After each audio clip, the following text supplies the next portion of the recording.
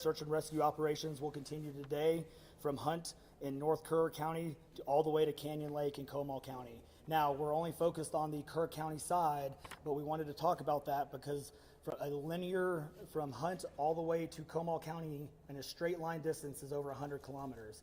This is a massive field that is happening. And again, this is unprecedented flood events. So we are still currently in the primary search phase, which is the rapid one. They are running it, we have different segments that are gridded out. Each one of those segments are taking anywhere between an hour to 3 hours, up to 2 kilometers for each segment. So what that means is they're running into a lot of technical challenges with terrain, with water, even potentially, with weather, in the rising fields. We've talked about this before. Volunteers stay out of the way because if we start getting weather reports and all the other complications that are out there, we then have to pull off of those search and rescue missions to be able to communicate to those volunteers to get off, to make sure that they don't become victims themselves. Those operations involve 19 different local and state agencies, in addition to conducting primary and secondary searches. They will be conducting welfare checks on areas in North Kerr County impacted by power outages. And when we say search and rescue operations, that is boat, walking, on the ground, dogs, drones. Again, keep personal drones out of the air. Helicopters. We do have other assets that are continuing the search as well. As of present, KPUB, which is the Kerrville Public Utility Board, is reporting continued power outages between Hunt and Ingram along the South Fork of the Guadalupe River in Hunt. In the South Fork area, there are approximately 40 down power lines and significant infrastructure damage. KPUB has brought in additional utility personnel to help with restoration, but it's not possible at this time when the power is going to be restored. There are some substations along with those power lines that we are still trying to get access to just from debris buildup or them being completely wiped out. So we do not have an estimated time on when those are going to be fixed. We continue to have substantial number of requests for volunteers, as I said before, and donation opportunities. We are asking those who want to volunteer to contact the Salvation Army in Kerrville by phone at 830-465-4797 or in person at 855 Hayes Street in Kerrville. Monetary donations can be made on the Community Foundation of the Texas Hill Country's website at www.communityfoundation.net. They have a Kerr County relief. Mayor Joe Herring. Thank you for being here. I need to tell my community and those families who are waiting, this will be a rough week. Primary search continues, and we remain hopeful every foot, every mile, every bend of the river. Our work continues. You need to know that we have been blessed with help from the community, from the state, and the nation. We have trained experts who are helping in this effort. If you want to volunteer, it is important that you contact Kerrville Salvation Army and register. Dalton gave that number, but I'm going to give it again. 830-465-4797. We need focused and coordinated volunteers, not random people just showing up and doing what they do. We need to work together. As Dalton said, donations have been flowing in from around the world to the Community Foundation. Again, that website is communityfoundation.net. Please follow the City of Kerrville's Facebook page for updates. They're accurate. We take a lot of time to make sure we send out information that will be helpful, not only to residents, but to those who are visiting. I've said this 100 times, and I will say it again. We need your prayers. We need your prayers. Thank you. And now, Senator Ted Cruz.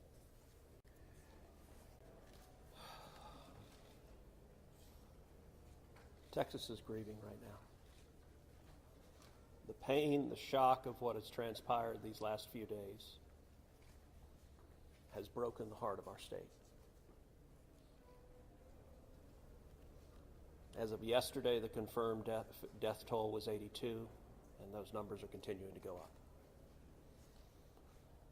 The children and little girls who were lost at Camp Mystic, that's every parent's nightmare. Every mom and dad. Last week, we were picking up our daughter from camp here in Hunt.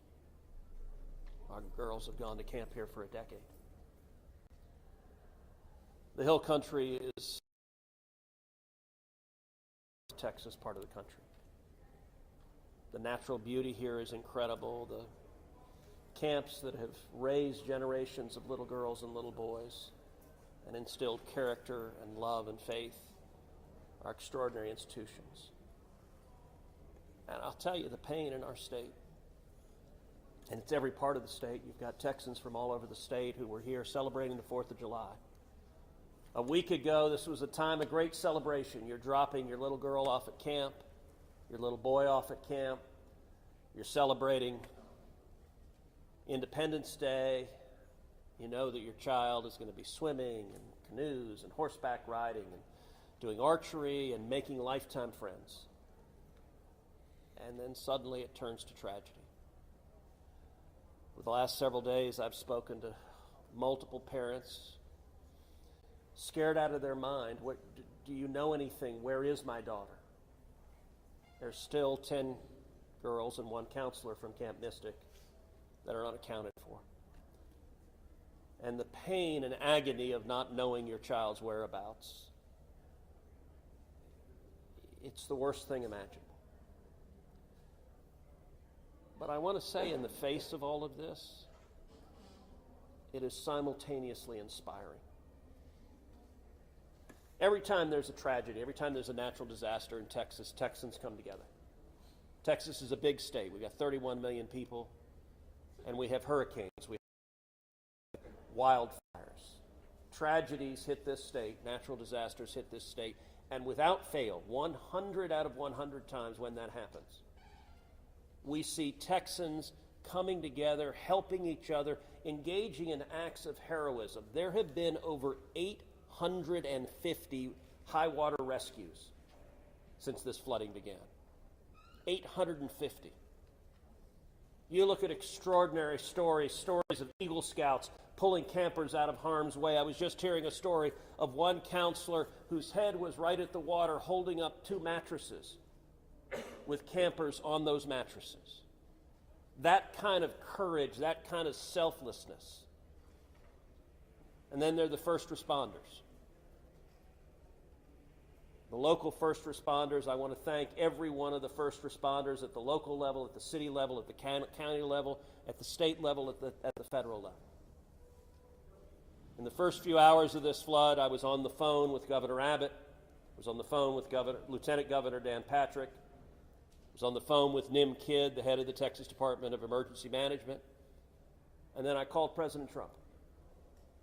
I called President Trump. He was having dinner at the time. It was still transpiring. And I wanted him to know, I said, Mr. President, everything we're hearing right now, this appears to be bad, really bad. There may be a very significant loss of life unfolding right now in Texas. And I will tell you, the President said, Ted, anything Texas needs, the answer is yes. Whatever assets you need, whatever resources you need, yes, let us know, and we will provide everything. Within hours, we had helicopters, over a dozen helicopters in the air. National Guard, DPS, game wardens, Coast Guard, doing search and rescue, reaching down. We've all seen the videos of little girls being pulled up, hoisted out of harm's way. Incredible courage and heroism. Search and rescue is the first stage, but the process of coming together and rebuilding is going to take longer. And I will say to all the grieving families, to all of those who've gotten the worst news imaginable, that your little girl, she's gone. I will say for many of us, those are friends and neighbors who've lost children. Got multiple kids who go to school with my girls.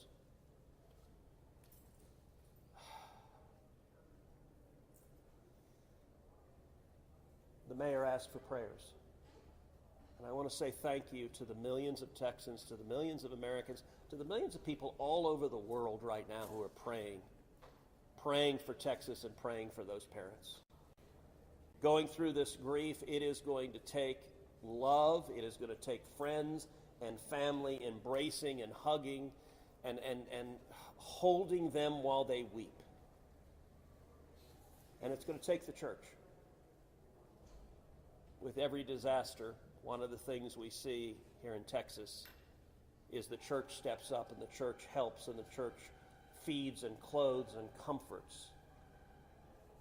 This morning I met with a group of chaplains who've been going through the incredibly difficult process of talking to mom and dad after mom and dad who just lost the most precious person they ever knew. And those chaplains are just trying to love them and show God's love. So I want to say we will come through this. To those in the midst of grief right now, that might seem hard to fathom. But Texas will come through this. And I just want to say thank you. I want to say thank you to these gentlemen here who are working. They are not sleeping. They are working every day. Thank you to the families. Thank you to the Salvation Army. Thank you to everyone who is just reaching out and saying, how can I help? We will come through this, and we'll come through this together. Thank you. And now we'll take questions. Senator, you talked about how no kids here and you've taken your own kids to camp. Was it ever communicated to you that there was a need, that it was a priority to have a warning system so people had a chance to escape something like this? Well, listen, I think anytime you're dealing with major rivers, there's a risk of flooding, and there's always been a risk of flooding, particularly on the Guadalupe River. I will say, in the wake of every tragedy, there are things that are predictable. One of the things that's predictable is that you see some people engaging in, I think, partisan games and trying to blame their political opponents for a natural disaster. And you see that with a hurricane, with a tornado, with a wildfire, with this flooding, where people immediately say, well, the hurricane is Donald Trump's fault. Look, I think most normal Americans know that's ridiculous, and I think this is not a time for partisan finger-pointing and attacks. Now, after we come through search and rescue, after we come through the process of rebuilding, there will naturally be a period of retrospection where you look back and say, okay, what exactly transpired? What was the timeline?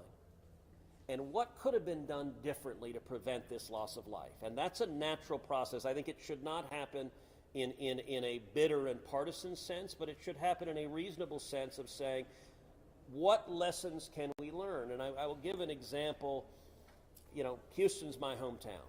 If you live on the Gulf Coast, we get hurricanes. That's part of living on the Gulf Coast as hurricanes hit. And I do think Texas as a whole has learned over time how to deal more effectively with hurricanes. And so you look here, we know the National Weather Service put out an emergency warning just after 1 a.m. and a second emergency warning just after 4 a.m. Now, obviously, most people at 1 a.m. and 4 a.m. are asleep.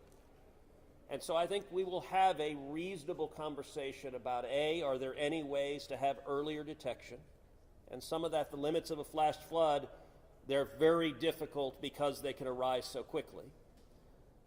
But everyone would agree in hindsight, if we could go back and do it again, we would evacuate particularly those in the most vulnerable areas, the young children in the cabins closest to the water. We would remove them and get them to higher ground. If we could, everyone would. The people in RVs by the river's edge. We know in disasters like this, RVs and mobile homes are particularly susceptible, whether a flood or a hurricane or a tornado, they're particularly susceptible to that.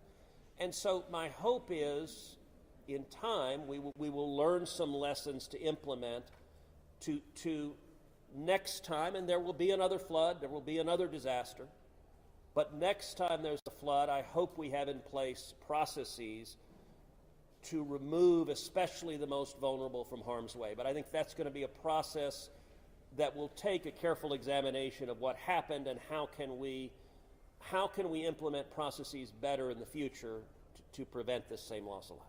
Senator, there were claims that the National Weather Service sent that first flash flood warning that should have alerted phones at 1:14 in the morning. But we have a federal public database maintained by PBS Warn, that says the first emergency alert wirelessly here in this area to Kerr County was not until after 9 a.m. That was more than 4 hours after the severe flooding had come to this area. Did you know that? Have you seen that? What's your response, knowing the state and cuts to the NWS in recent months by this administration? So I don't know the source for what you're saying. All of the public reporting I've seen is that there were two alerts that went out, one just after 1 a.m., one after 4 a.m. You know, I can tell you, I talked about the partisan finger pointing. I think there have been some eager to point at the National Weather Service and say cuts there led to a lack of warning. I think that's contradicted by the facts. And if you look at the facts in particular, number one, that these warnings went out hours before the flood became a true emergency level. But number two, the National Weather Service here, New Braunfels is where they were headquartered. They had additional manpower. In fact, they had 3 additional people working that night, anticipating that it was going to be a very dangerous weather situation.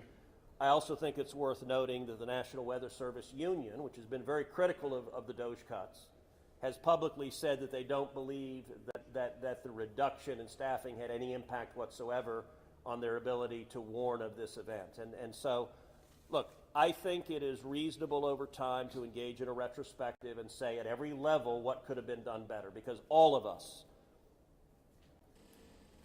would want to prevent this horrific loss of life. But I think just immediately trying to use it for either side to attack their political opponents, I think that's cynical and not the right approach, particularly at a time when we're dealing with a crisis and we're dealing with grief. But does this make you question whether there should be cuts at the National Weather Service and FEMA? I know you've been supportive of FEMA. Look, I am very supportive of FEMA. I'm very supportive of the National Weather Service. They both perform essential roles, and I think it is critical in every federal agency, particularly when you're dealing with public safety, that we make sure that critical roles are maintained. That's a longer and broader discussion, but as I said, everything from the public evidence indicates that was not a contributing factor to what occurred here. Is it possible to get Dalton in just to talk about that and then what the National Weather Service alerts? Because there were escalating forecasts throughout the day from the National Weather Service. What did the emergency managers of the county and other local officials do with that information, starting at 1:15 and onward, where you had the dire river forecast at 6:30? Were emergency managers doing anything to put these processes in place to warn people on the river? So overall, we were preparing for the July 4th, weekend. So we had National EMR on site. We were, basically stood up kind of an incident command post, if you will, to prepare for that event. So everybody was kind of up looking at weather. We looked at the weather before. When you looked at the National Weather Service, flood map, it spanned all the way from the west side of Texas, with Kerr County kind of being in that upper northeast corner of it. And so everybody, including the National Weather Service, was looking at where's the rain going to hit. We know it's somewhere in here, but with rain, especially when you're dealing with terrain, you got to figure out. Sometimes you don't know until it falls. So once it starts falling, then you got to figure out, okay, how's the watershed going to do this? How's the science going to work? And when you have that north and south fork that we had talked about before, it all converged into one. We do know that a lot of the camps were looking at this just as much as everybody was. With the rainfall percentages, even the National Weather Service had looked at, and don't quote me on the numbers, but it's anywhere between 1 to 7 inches. We got significantly over that. And again, when it goes into very congregated areas and how that watershed shifts into the rivers, that impacts things.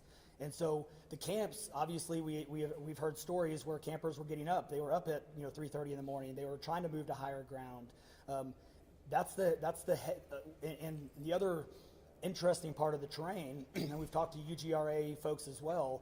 This is the headwaters of the Guadalupe. This is the beginning. This is where everything forms when it comes into the North and South Fork. And so So as those things develop, it develops very rapidly, very quickly, and this rose very quickly in a very short amount of time. And so those campers that were able to do that, it worked. You know, there's been the other question, and I'll just give this one out. Evacuations. Well, why don't we evacuate? Well, evacuation is a delicate balance, because if you evacuate too late, you then risk putting buses, you know, or cars or vehicles or campers on roads into low water areas trying to get them out, which then can make it even more challenging, because these flash floods happen very quickly. That's what. And certainly we saw that in 1987, but was there any discussion to evacuate earlier when it wasn't too late? Was there any discussion about that among the officials? Sorry, repeat your question. Was there any discussion to evacuate or activate any emergency plans before it was too late, where it would be very dangerous like that? Well, so again, just like disasters in Texas everywhere, you know, it's very tough to make those calls, because what we also don't want to do is cry wolf. You know, we don't want to make sure that we activate it at the right time. It is very difficult, very challenging, especially with this. We're looking at 100 kilometers, right? That's a big straight line distance. That's not even along the river. These areas take a lot of time to get out to. So even when first responders were on the ground at 3:30 in the morning, and we had reports, we had first responders that were getting swept away, actually responding to the first areas of rainfall. That's how quick it happened. First responders who have experience, who are Swiftwater qualified, were driving to as soon as the rain started falling, were driving to these areas, and one of them got swept off the road. One last question, everybody, one last question. Between 1 and 4 a.m. from local law enforcement to the camp, saying, I know you can't get buses in an hour, but was there anyone telling the camp between 1 and 4 a.m. you need to get the girls to higher ground at the very least, even if they have to walk up there in the rain, as many of them actually ended up doing? Was there any communication from local law enforcement to anyone at that camp between 1 and 4 a.m.? That I don't know off the top of my head. What I do know, though, is, you know, there's 55,000 people in Kirk County. Kirk County is a massive, massive area. From here to those camps is 45 minutes on a good day. And so, you know, obviously one of the big challenges that we have, even when you have cell service, a lot of those areas don't even have cell service. Radio communications towers, you know, radio towers within the hill country becomes very challenging. So there's a lot of areas, especially when weather comes in, where cellular towers are down or you already have bad service. So there's a lot of factors that play and a lot of variables in there on communication that, again, I think as we work through this process, we know everybody has a lot of questions regarding what are the next steps and what's next. And I think all of these things, these are all great questions. And as we continue search and rescue and as we continue to move to the next step, we definitely want to dive in and look at all those things, from cell service tower to, you know, to radio communications, you know, or emergency alerting. Any of those things, I think we all really need to take a look at and review. And we're looking forward to doing that once we can get the search and rescue and stuff complete. In regards to the total number, before I say anything else, I just want to say thank you to you, all the first responders, everyone involved. We've been praying. Thank you. We've been praying. The media's been praying. Thank you guys for doing that. I've got two questions. One, for you, try to get an accurate count on number of missing. I know you can't. I know we don't know we don't know what we don't know. Yes. But do we know a rough idea on total estimates that we're still missing overall throughout the county? And then one other follow-up. This may be for Senator Cruz. A lot of speculations being made about this being somehow man involved with the weather modification, with some of the rainmaker technology, working with farmland. Do you think any of that, is there going to be any investigations into that, or can you communicate anything on that? Let me answer your first question. I'm definitely turning that second one over to him. So on the first question, you know, with missing persons, so obviously we have the knowns, the can't miss it kids, which is the numbers coming down as the sheriff has stated, and then we have the unknowns. We don't know what we don't know. We actually have a 5 hotline line.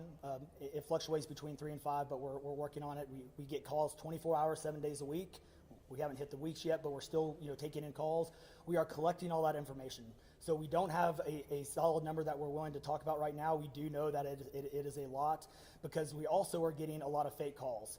You know, you're looking. This is a worldwide discussion, and we're dealing with scammers. Victims' families are being reached out to saying that they have their kids pay me money. It's heartbreaking. It's absolutely heartbreaking. We're dealing with, with mental health issues where people are calling saying they have visions. All of these things we're dealing with on a day-to-day basis, and we're having to vet this information, and it becomes very taxing on our people. Again, this is an extremely heartbreaking, this is, if not the worst, one of the worst, disasters in this region in a very, very long time, even beyond 1987. And so, but we're, Your best estimate there, at like dozens or hundreds, or just to give people an idea? a lot. So, Yeah, let me.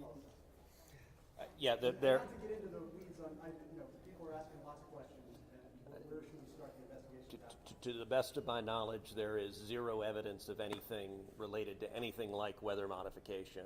And look, the internet can be a strange place. People can come up with all sorts of crazy theories. What I know is a reality is that a whole lot of Texans are grieving right now. I will tell you, I was visiting with one parent who was talking about online, being harassed online because their information was public that they had a little girl who was missing at Mystic. And look, there are a lot of people who are messed up, and my call for everyone, there's a time to have political fights, there's a time to disagree. This is a time just to reach out, support each other, go volunteer at the Salvation Army, give them money, go volunteer at your church, you know what I did when this happened? Just go hug your kids.